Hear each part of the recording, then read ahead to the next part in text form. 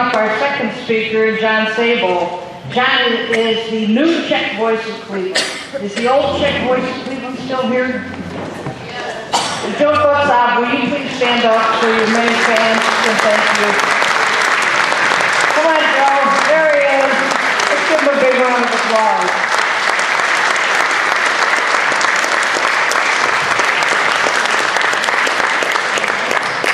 Joe, as you know, is the original Czech voice of Cleveland. He has more friends than any person I could imagine. He is a very special man to all of us. But it is my pleasure to bring up our second speaker, John Sabol. John is the new Czech voice of Cleveland. He was also born and raised here in Cleveland, Ohio, and fortunately took over the reins of the Czech program that you can hear every Sunday afternoon. It is a great pleasure to introduce Mr. John Sabol. John? Stop! It's wonderful to see all my listeners in one room at the same time. A few years ago, I had to make a presentation in a Midwestern state, which I will not identify. And the night before my presentation, they took me to a small Czech hall in the city for a goulash dinner. And it was, believe me, much smaller than this and much less elegant. And I just wondered why this place was still in existence.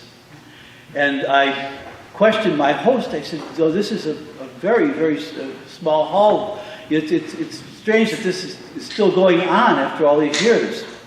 Why, and tried to be elegant about it."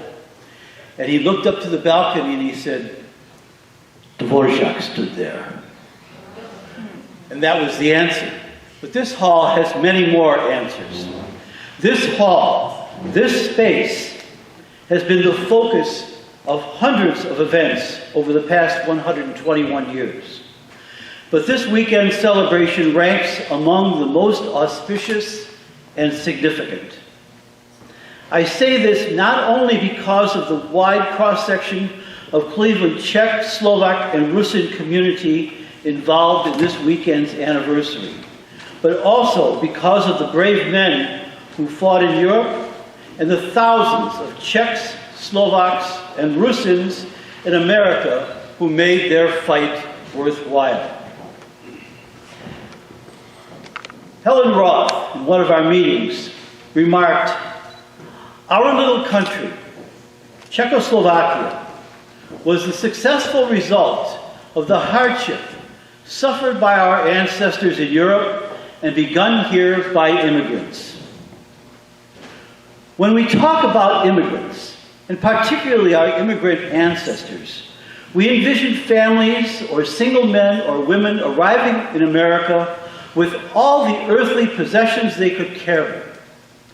But in reality, their three most precious possessions were not in those bags. And these were family, language, and religion or personal philosophy. These were the heritage they passed on to their children and eventually to us. Czechs suffered under the Habsburg monarchy, which first sought to restrict religion, then language, and finally autonomy, particularly after the 1848 revolutions in Europe. In the Slovak lands, northern Hungary, language was restricted. In fact, there was no written Slovak language until the mid-19th century. The language of public instruction was Magyar, and Slovaks were harassed for speaking Slovak on the streets and even in their own homes. If you were Slovak with a Hungarian surname, it was against the law to change to a Slovak surname. It should come as a surprise to no one, except maybe the monarchy, that people wanted to escape this oppression. Soon after the 1848 revolution, Czechs started to arrive in Cleveland. Many of these immigrants were originally heading elsewhere, but for a variety of reasons, Their journey stopped here. Employment, especially employment above ground, was available in Cleveland. And the newly founded Standard Oil Company, right around the corner, also helped. Cleveland had become an immigrant magnet. In the 1890s, if you were walking on Superior Avenue, then the main commercial street in Cleveland, every other person you would see would probably be foreign-born. In the 1900 census, only Germans outnumbered Czechs. By 1910, Cleveland had one of the largest Czech populations in the world, behind Prague, Vienna, and Chicago. Slovak and Rusin population is more difficult to track. It wasn't until 1920 that the census officially started to count Slovaks. In fact, before that and before World War I, no one knew what a Slovak was, much less a Rusin. The 1920 census shows 5,300 claiming to be Slovak or from Czechoslovakia, or as they called it in the 1920 census, Slovak land, as if it were some sort of theme park. With Hungarians, or people from Hungary, totaling 34,600. By 1930, those numbers would change radically, with Hungarian population dropping to 11,600 and Slovak population rising to 21,900. This, I can assure you, was not due to immigration during the 1920s.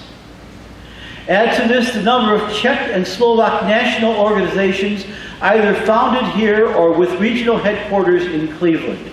So Cleveland became a target area for Tomáš Masaryk, who spoke here in 1907, 1911, and 1918, the last two times in this building. To garner support for the establishment of a combined Czech and Slovak state, and for the Czechoslovak Legion fighting in Europe.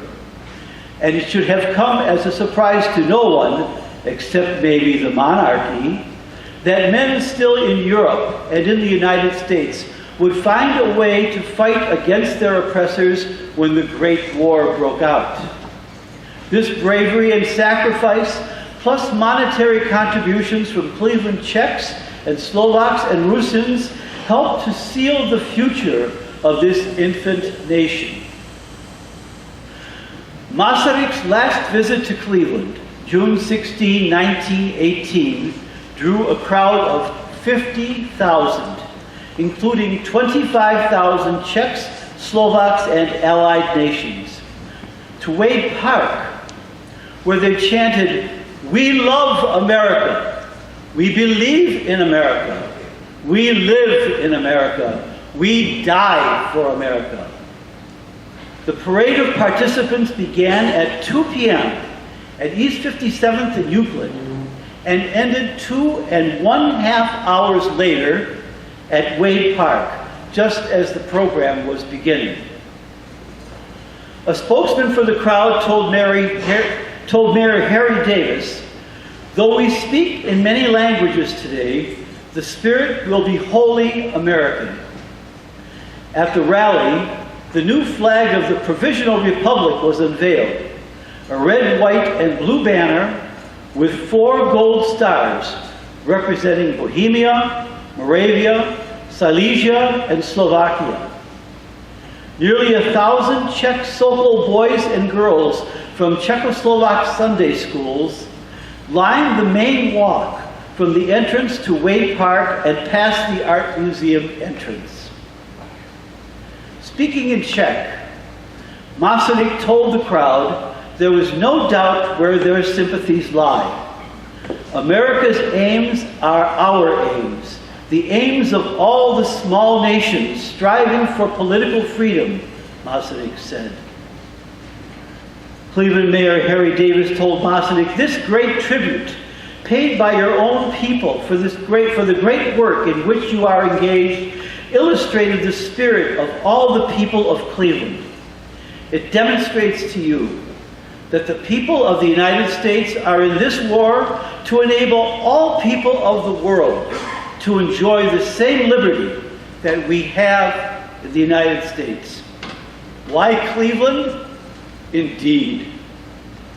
But October 28th, today, besides being the 100th anniversary of Czechoslovakia's founding, is also the 132nd anniversary of the dedication of the Statue of Liberty.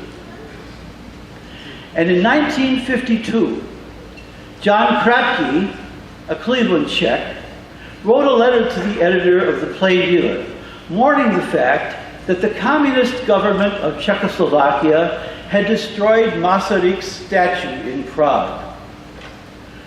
With prescient optimism, Kratky implores future generations to ensure that just as Bartholdi's statue still stands in the New York harbor welcoming immigrants, the work of sculptor Masaryk, Czechoslovakia, has not been smashed from the hearts of his countrymen, and that the light of truth and justice throw their rays on Czechoslovakia and her people.